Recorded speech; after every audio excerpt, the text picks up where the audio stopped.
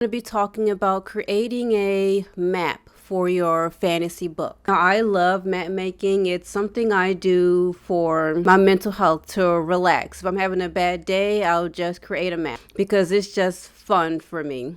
So I got into map making actually for my book because I needed a map for the book I was publishing, The Shield, the first book in my Emerging World series. And I was on a very, very, very limited budget. So I couldn't really afford to hire an artist.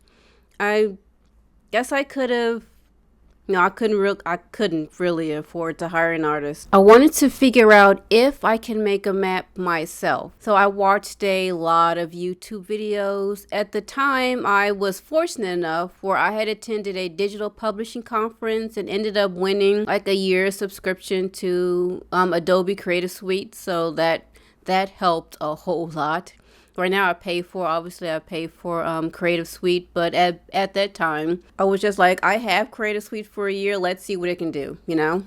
I don't have a design background, so that was one of the first kind of designs that I made, and it was, I guess technically it wasn't that great. It was, like I said, it was passable, it did the job, but since then, that was about, I don't know, 11 to 12 years ago, and since then I've learned a whole lot more about design. So I've basically gone back and I've redid almost all the covers or the maps that I did in the beginning days because they just weren't, they were okay. They did the job. As I was learning how to create a map, I started to think about all the different kinds of ways I could create one. And one of the ways is creating a map out of stock photos, and that's what we're going to be talking about today. This method requires no drawing. You're basically just using stock photos for like most of the design. The only thing you're really, I guess, kind of drawing are like the rivers and the borders, but that's very simple to do. Basically, the entire thing is created out of stock photos. The way I got into this was that I wanted a quicker way of creating a fantasy map for my books, but without having to pay for like another subscription, because at the time, and even just right now, my budget is like very, very limited. So I wanted to create a map with the things that I already have. And I've had a subscription to Adobe Creative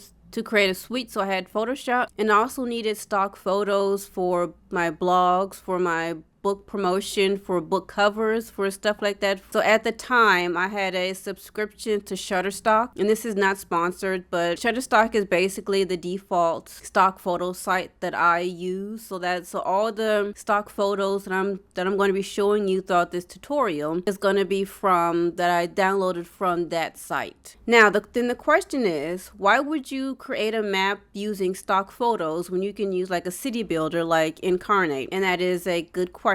As of right now, I use Incarnate to create my maps because it just makes life so much easier. But just look at these maps that I made with the stock photos. They look just so nice. I really like these designs, and I do still use them for my books. So the stock photos, they do make like very nice maps. So this is like an alternative if for whatever reason the city builder apps, they just don't work for you, or you can't afford the subscription but you already have like a stock photo subscription. Before you begin to create your map, I would suggest you do a bit of research to look at actual maps. I have an atlas. I also collected pictures of actual maps. I collected them in my Pinterest board, this right here, and I also collected different fantasy maps to use as reference. Now, why do you do this? I do it because I want to get an idea of like where mountains are formed, where rivers formed, and just how like land is realistically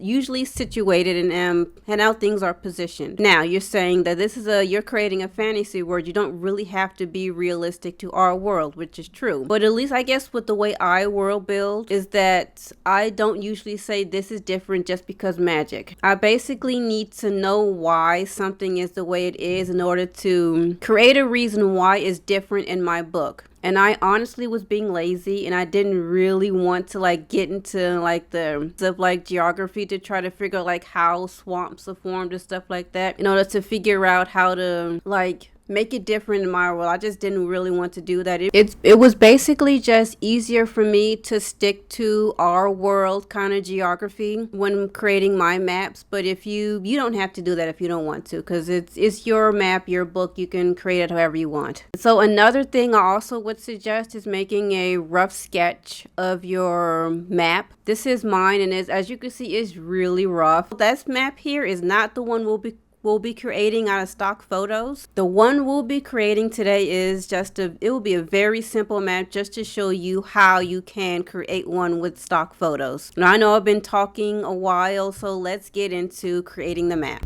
This is the image we'll be using, and what I'm doing is selecting the background so I can isolate the map, because I want to add, as you can see, I want to add a water layer. And also, as you can see, I'm just selecting the map so I can also isolate it from the background. The way I create the water layer is play with the foreground and background colors, and you're going to make them 2 different color blues. And then you're going to create a gradient layer.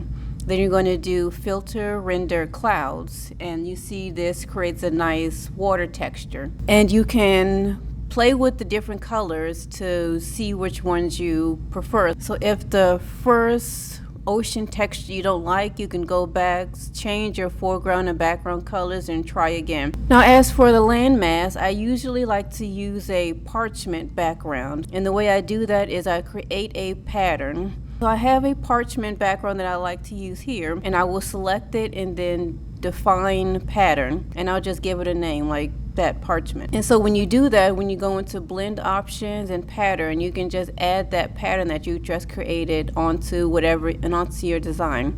Now when you get into the fantasy elements, the images, I like to use these vector sheets that you can find on different stock photos. This is the one that I usually use. I really like it because it has so many options, but there's also these that you can use. They're a bit harder to use because the color background, so I like these, as you can see, because the background is transparent. And what I'm doing is I'm selecting just the mountains, and I'll select the mountains and then move it to my map. See, it's just that easy. That's why I like the transparent background. You just move it to the map and then you create your mountains. And one thing you do want to remember is that mountains usually create a spine. They're going to be straight up and down. They're going to be curved a bit. I usually start with the mountains because mountains tend to dictate where rivers go, and then rivers dictate where cities and towns and forests go. And drawing the rivers will probably be the only drawing that you have to do. Mostly it's just erasing the landmass so you can see the ocean underneath. So it's a very simple process. And you create the forest the same way you do the mountains. You just select a tree from the vector and then you would add it to your map. Now an easy way to do this, instead of selecting one tree at a time to make a forest, is to, in Photoshop, open another page, a blank one with a transparent background, and just start adding different trees into it. Now what I would usually do, as you can see, I'm selecting different kinds of trees, because a lot of forests aren't really like homogeneous. They don't have the same kind of trees, so I like to vary the kind of trees that I put. As you can see, what I'm doing is I'm creating a mini forest in this document. And what I'm going to do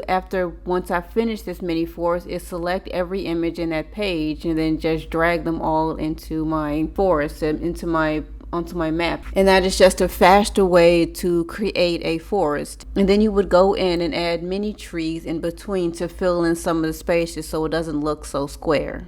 I do still have issues gauging like perspective and size, because as you can see here, the trees were a bit too big, so I had to make them smaller. Usually what I do when I'm gauging sizes is I'll put the item, the tree or the house, up against the mountain and then measure the size, because the mountains are usually the largest things on the map. To create the boundaries, I usually use the line tool and just draw and then change it to an outline. Now the line tool has given me a lot of anxiety over the years because I'm just not used to it, but fortunately when creating boundaries, they don't need to be straight. The line tools are very easy to do for the map. And I'm adding an ancient site just for fun. This was something I was doing just for fun.